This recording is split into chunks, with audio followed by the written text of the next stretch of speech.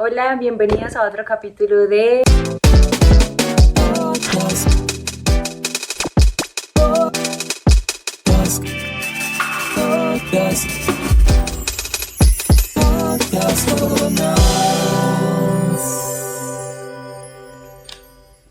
Bueno, en el capítulo de hoy, antes de entrar en tema, quiero hacer unos anuncios parroquiales, ya que si recuerdan a Puki, a.k.a. mi editora, a.k.a. mi hermana, me recordó que tengo que decir que me sigan, que se suscriban, que le den like y todas estas cosas que dicen las personas que hacen videos.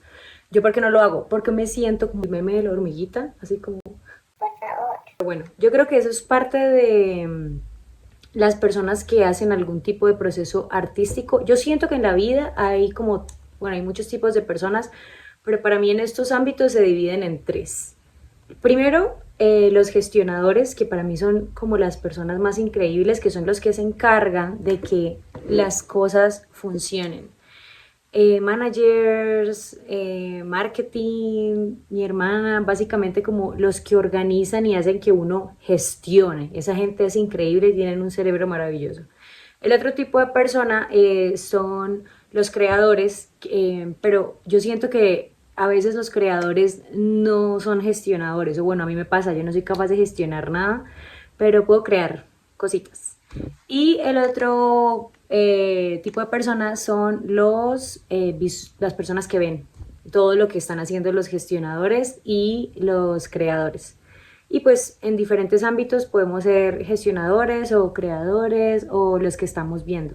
Pero bueno, ese era como un pequeño paréntesis. No olviden escuchar los episodios anteriores de Podcast con Nats que están en Spotify. Y bueno, ahora sí vamos a empezar a hablar de algo que he estado pensando. Creo que la frase en la que estaba pensando es, no es tu culpa, es el contexto. Esa es la frase y quiero ver cómo lo puedo desarrollar con diferentes temas y cosas que he visto y he leído. El tema del contexto social es algo que a mí siempre me ha interesado mucho. Primero desde un ámbito de la psicología, porque pues yo soy psicóloga, y fue algo que marcó mucho mi proceso como estudiante y como profesional.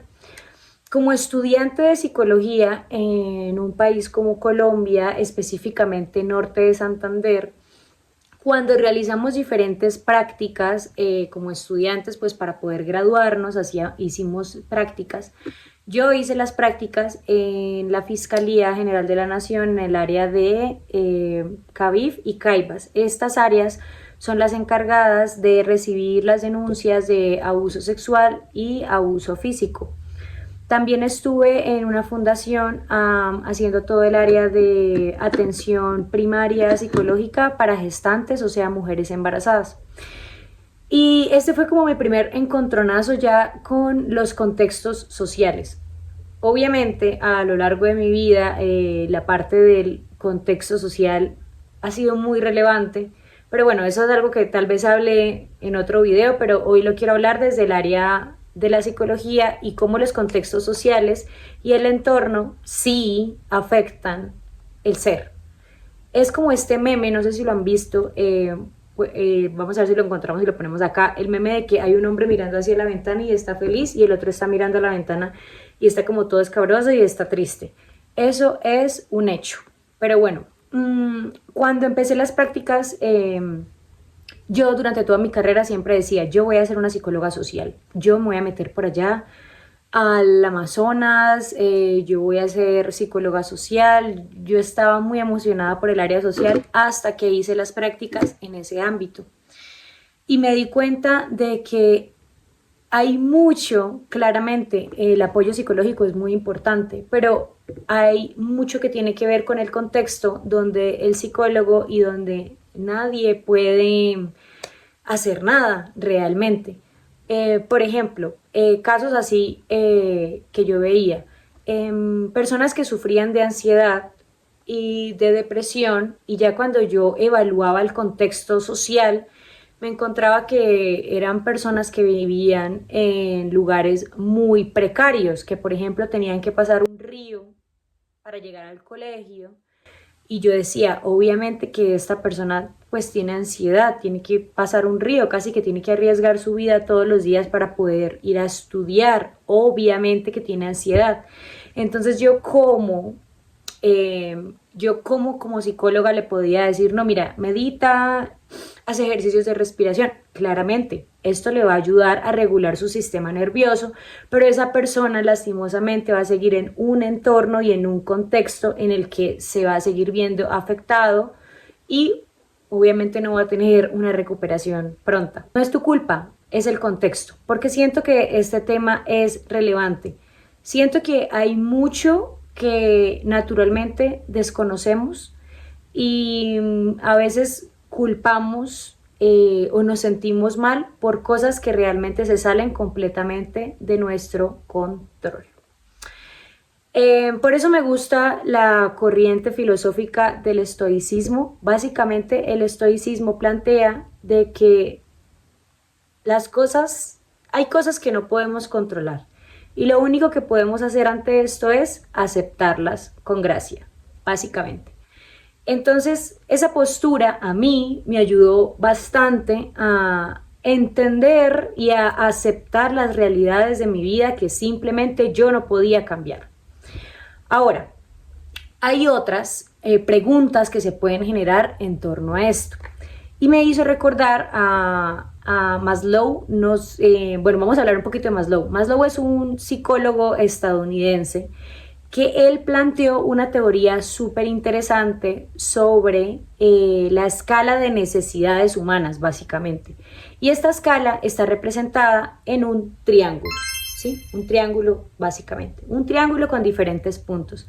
Entonces vamos a hablar de estos puntos y cómo influyen en nuestro diario vivir.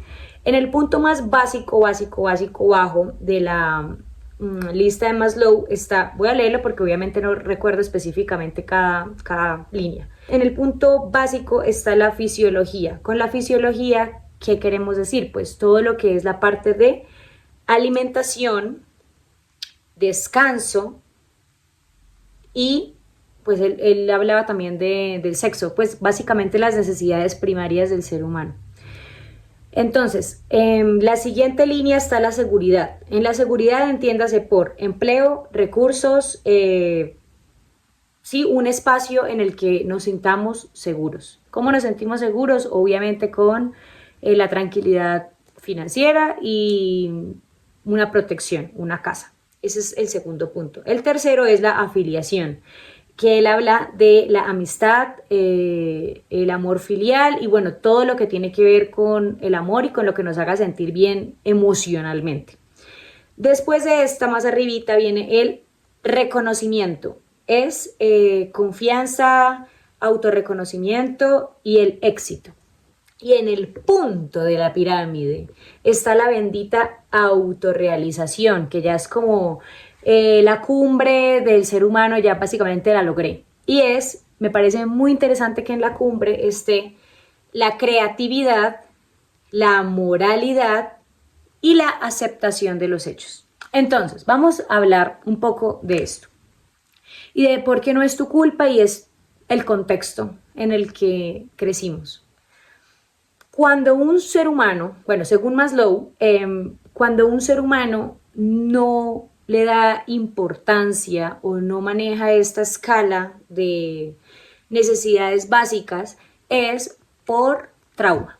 Entonces, esto tiene muchísimo sentido. Entonces, a veces nos preguntamos cosas como, hey, yo quiero hacer esto, yo quiero ser más constante, quiero ser más responsable, quiero tener mejores relaciones interpersonales, quiero crecer como persona o quiero cortar este tipo de relaciones, pero no sé cómo, o sea, no sé qué está mal en mí, no sé qué está mal en mí.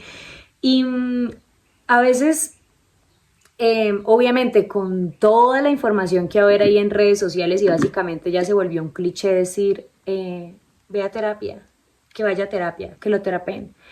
Y esto obviamente lo decimos desde un punto de privilegio, porque la realidad es que la terapia primero cuesta financieramente, segundo también cuesta en cuanto a tiempo, no todas las personas tienen el tiempo o la capacidad financiera de ir a terapia o de desplazarse hasta un lugar para que los atienda un psicólogo. Y también está el hecho de que la terapia no va a funcionar realmente, o sea, no va a funcionar si tú, el individuo, no tiene un diálogo interno y no está consciente de su situación. Entonces, creo que eso sería como el punto uno, cómo volver y cómo tener un diálogo interno.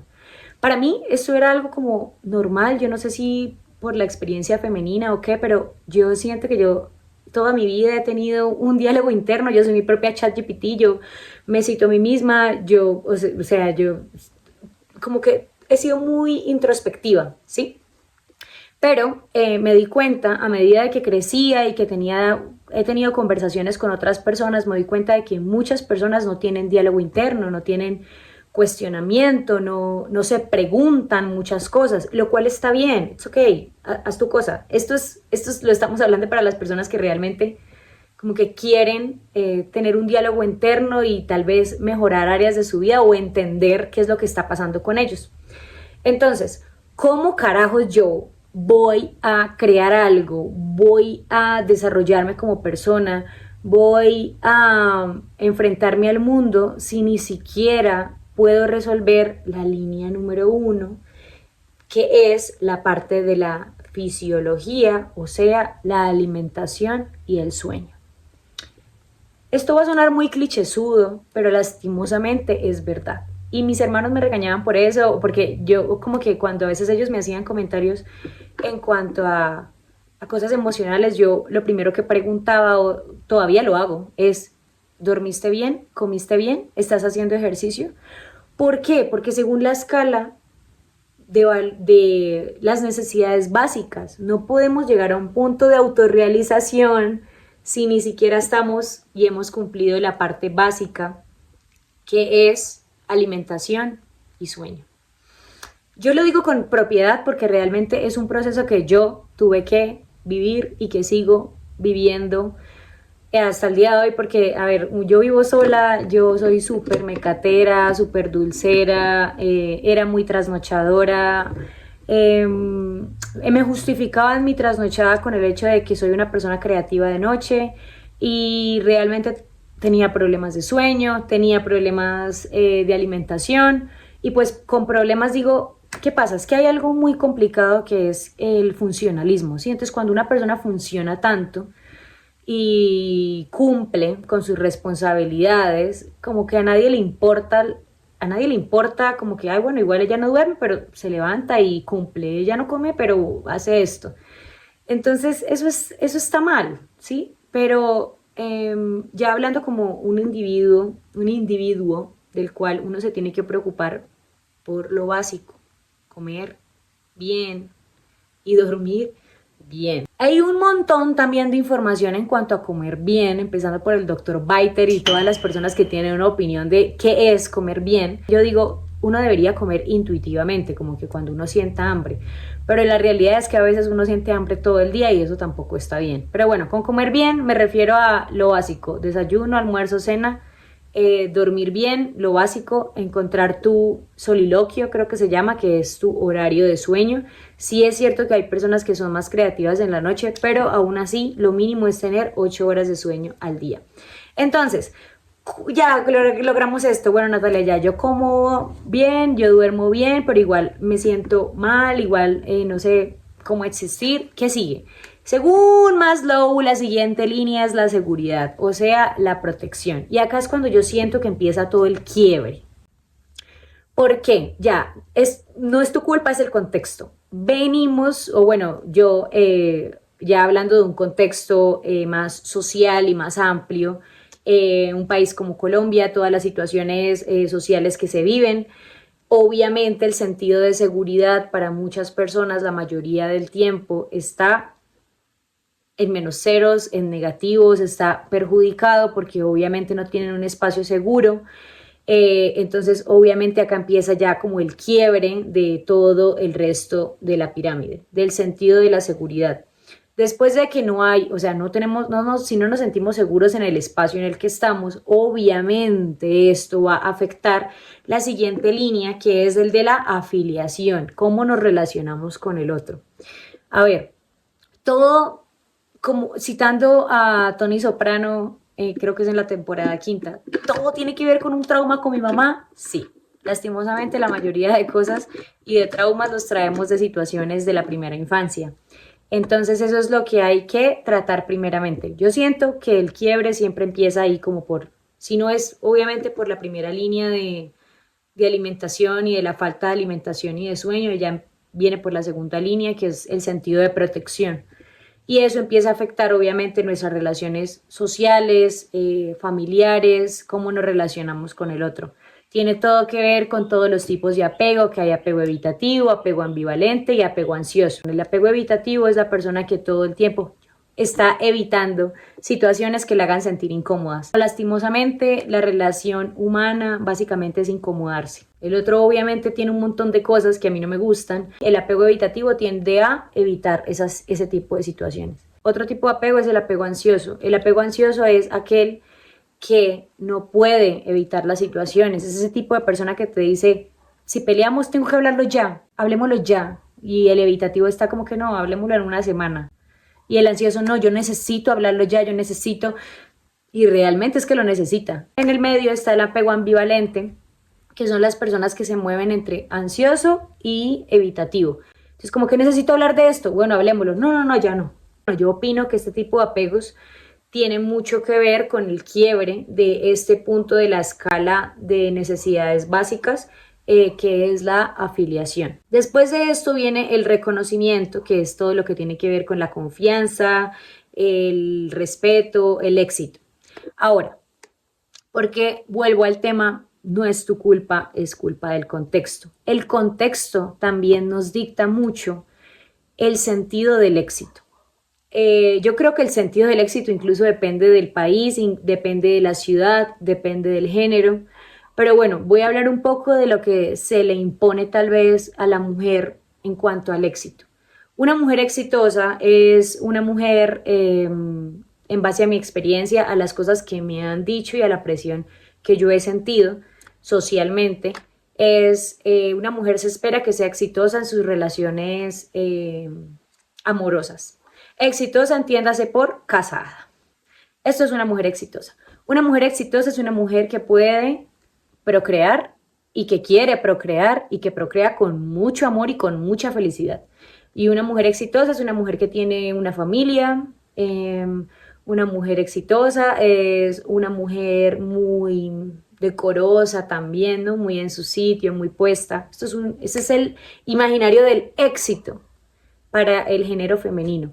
El del masculino, sin yo ser hombre y sin haber vivido la experiencia, atreviéndome a opinar por lo que veo, sería un hombre exitoso, es un hombre que tiene mucho dinero, un hombre que tiene muchas posesiones, como que un hombre muy exitoso laboralmente.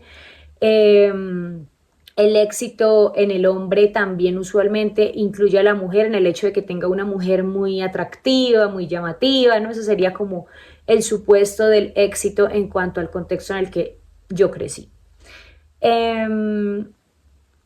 ¿Qué pasa? Que este imaginario de éxito no tiene por qué, no tiene por qué ser ese, básicamente. ¿Cuál es la idea de toda esta conversación? De que cada uno de nosotros encontremos el punto máximo del bienestar, logrando, a pesar de nuestro contexto, atravesar esta línea y esta pirámide y llegar a un punto de autorrealización, entendiendo que la autorrealización, o sea, el punto máximo que es la creatividad, la aceptación de los hechos, es diferente para mí y para todas las personas. Por ejemplo, para mí el éxito, para Natalia el éxito, vendría siendo la felicidad, básicamente.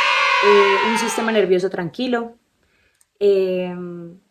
lograr las metas que tengo, pero eso también incluye la aceptación de aquellas que por mi contexto o porque no, simplemente porque no, porque así es la vida, no voy a cumplir. Entonces, a todo esto es muy importante el diálogo interno. ¿Por qué insisto tanto en el diálogo interno? Porque el diálogo interno es lo que me permite cuestionarme y darme cuenta de que no es así, tal cual como me lo están vendiendo. A pesar de que esto también es una idea que yo estoy vendiendo. Pero esa es la idea, escuchar diferentes ideas y diferentes puntos y quedarme con el que yo quiero realmente, pero cuestionármelo, ¿sí? No con esto estoy diciendo que las ideas de éxito que la sociedad vende sean negativas, no, si tú te sientes identificado con esa idea de éxito, si es como que, pero es que yo me quiero casar, yo quiero ser mamá, excelente, entonces vas a ser una persona exitosa si cumples esos puntos. Pero si yo no quiero o no me siento identificada con esa idea del éxito, no por eso me voy a sentir frustrada y perdedora y ya dañé mi vida, esto no es. No, el punto es encontrar para nosotros cuál es esta escala de bienestar. Yo creo que para todos, en las primeras dos líneas serían las mismas para todos. Es como alimentación, coerce, segundo punto seguridad, claramente, tercer punto relaciones sociales. Ya ahí se empieza a cuestionar la situación. Yo siento que con tanto que hay ahora para elegir, hasta uno podría cuestionarse el punto de que si las relaciones interpersonales son realmente tan importantes. Pero bueno, ahora, hablando de otro punto, listo, sí, ya, cumplí todo esto. Yo soy una persona, un ejemplo, ¿no? Yo soy una persona que ya logré el éxito, por así decirlo. Yo me siento autorrealizado con lo que hago, me siento feliz, soy creativo, tengo tiempo para ser creativo, me siento autorrealizado, pero igual sí, sigo sintiéndome mal, igual sigue habiendo en mí un vacío.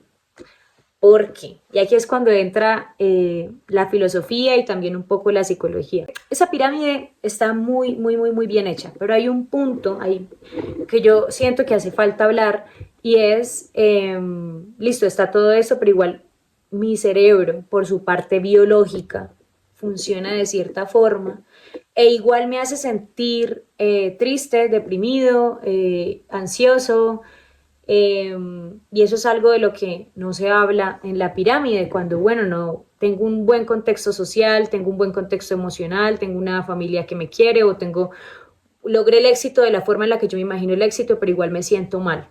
Hay un factor que ya lo acabé de decir, que es el factor biológico, en que no hay que obviar. O sea, lastimosamente vinimos a esta experiencia humana con un cerebro que a veces hace lo que quiere y que o sea, esto es literalmente así. Hay personas que nacen con psicopatía y ya porque así nació su cerebro y así fue.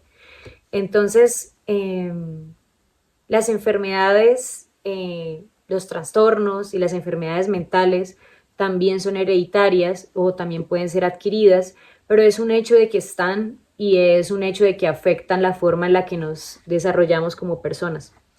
Entonces, aquí es cuando llega el súper interesante Viktor Frank, que es para mí, yo creo que como de los mejores psicólogos que hubo. Y el man planteó algo muy interesante que cuando ya hablamos del contexto en el que lo plantea, es un home run para mí. Y él habla de la logoterapia. La logoterapia básicamente es lo opuesto al existencialismo. O sea, el man plantea de que el único sentido de la vida es encontrarle un propósito, ¿sí? El existencialismo plantea todo lo contrario. Es la vida no tiene sentido, no tiene propósito, ya, fin. La logoterapia se plantea en los campos de concentración, ¿sí? Estamos hablando de un judío. Y el hombre, en toda esta situación tan triste y precaria, crea la logoterapia, donde él dice, hey, a pesar de, sea, a pesar de la circunstancia, ya sea biológica, como hablamos de la situación mental, o social, como hablamos de un contexto social en el cual estamos y nacemos y estamos creciendo, igual podemos encontrar el propósito. Eso es lo que plantea Viktor Frankl. Y yo recuerdo que cuando lo leí, a mí algo me hizo clic porque son temas que siempre me han interesado porque yo me he visto afectada por ellos, la parte social y la parte mental. Y, y ver que alguien que en una situación tan terrible se atreviera siquiera a proponer o a poner sobre la mesa que hay algo más, que hay un propósito, me voló la cabeza. Él tiene un punto y hay que estudiarlo. Entonces, bueno, básicamente Viktor Frankl propone el propósito, pero lo cool es que él no te dice cuál es ese propósito. La idea es que cada individuo encuentre ese propósito. Y ahí hay un poquito de correlación entre Viktor Frankl y Maslow. Básicamente, la punta de la pirámide es la autorrealización y básicamente Viktor Frankl propone esa autorrealización a través de un propósito. Pero ese propósito lo tienes que encontrar. O sea, él no te dice como que el propósito es ayudar al otro, el propósito es plantar un árbol, el propósito es tener hijos. No, él lo deja a tu decisión cuál es ese propósito. Entonces, pensando en todo esto, recordé un libro que en su momento significó mucho, este que tengo aquí. Lo recomiendo, lo recomiendo para mayores de edad. Es Charles Bukowski, Fragmentos de un cuaderno manchado de vino. ¿Por qué recomiendo este libro para esta ocasión de todo lo que estamos hablando? Porque Bukowski para mí fue un hombre que lastimosamente fue víctima de su contexto. El libro es demasiado conmovedor, básicamente son fragmentos de un cuaderno manchado de vino. O sea, no es no es un cuento, son fragmentos, son relatos y hay mucho de su vida acá. O sea, no es un diario, pero hay mucho de su contexto social y mental. No haciendo spoiler, porque creo que ya es como un cliché, ¿no? De cosas que se saben de Bukowski, pues él era alcohólico, pero también era un increíble escritor. Y acá hay mucho de su historia familiar, de cómo, o sea, él escribe literalmente, hoy no puedo levantar las manos, porque hacía mucho trabajo de fuerza, o sea, era como, creo que era albañil, porque pues él no estudió, ¿sí? No tenía recursos, entonces él hacía muchos trabajos de mano, lo que encontraba en la calle, y a veces era tan insoportable el dolor que sentía en el cuerpo que no podía escribir. Entonces, a mí eso me rompe el corazón porque yo digo, ¿cuántas personas hay en este momento con contextos precarios que quieren hacer cosas increíbles y no pueden porque están lastimosamente, están por el contexto social, están en la barra número 1 que es comida y sueño? O sea, tengo que romperme el lomo para comer y para poder dormir, como Bukowski, pero mi hermano aún así llegaba reventado en la noche del trabajo a escribir. Aparte de eso, pues era alcohólico. Yo digo que, a ver, lo uno es la consecuencia del otro, ¿no? Él pues se volvió alcohólico porque él no, básicamente no tenía dinero para comer, entonces compraba tragos súper barato y ya luego pues se vuelve alcohólico porque básicamente no comía, sino pues tomaba y escribía. Voy a leer algo antes de continuar. Dice, abría esos bares y los cerraba, peleé con ellos, conocí a mujeres, acabé en la última cárcel de Lincoln.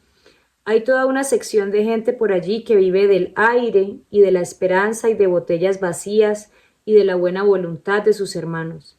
Viven en habitaciones pequeñas, siempre retrasados con el alquiler, soñando con la siguiente botella de vino, con la siguiente copa gratis en el bar.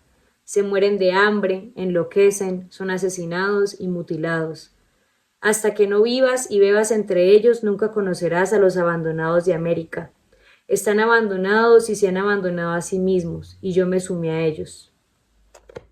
Es como un pequeño abrebocas de esta persona que víctima, no fue su culpa, fue víctima del contexto. También, ya para finalizar, quiero hablar también de una peli y recomendar una peli muy bonita que también tiene que ver con el contexto, un poco social, un poco mental, y es Frances Ha, de la grandiosísima directora Greta Gerwig. Es la directora de Barbie. En esta película ella no es directora, ella es la actriz, pero es preciosísima. Es, yo creo que la película perfecta para ver cuando estás en esa etapa de, bueno, en cualquier etapa, no voy a decir edad, mentiras, en esa etapa mental en la que estamos intentando hacer muchas cosas, estamos intentando encontrarnos, estamos intentando encontrar esa idea del éxito, esa autorrealización, ese propósito. Entonces la recomiendo, es súper linda, yo creo que es de mis películas favoritas.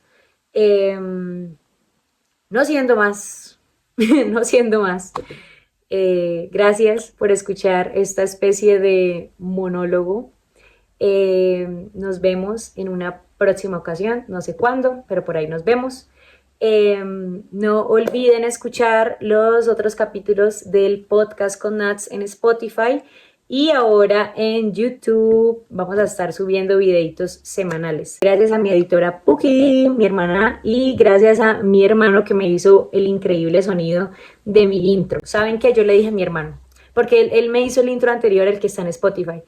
Y yo le dije que quería uno nuevo, pues por la nueva onda audiovisual. Y me dijo, ¿cuáles son las referencias? Y yo le dije, referencias, quiero a Miles Davis comiendo helado con Melanie Faye, que es una guitarrista que me encanta, mientras juegan Mario Kart.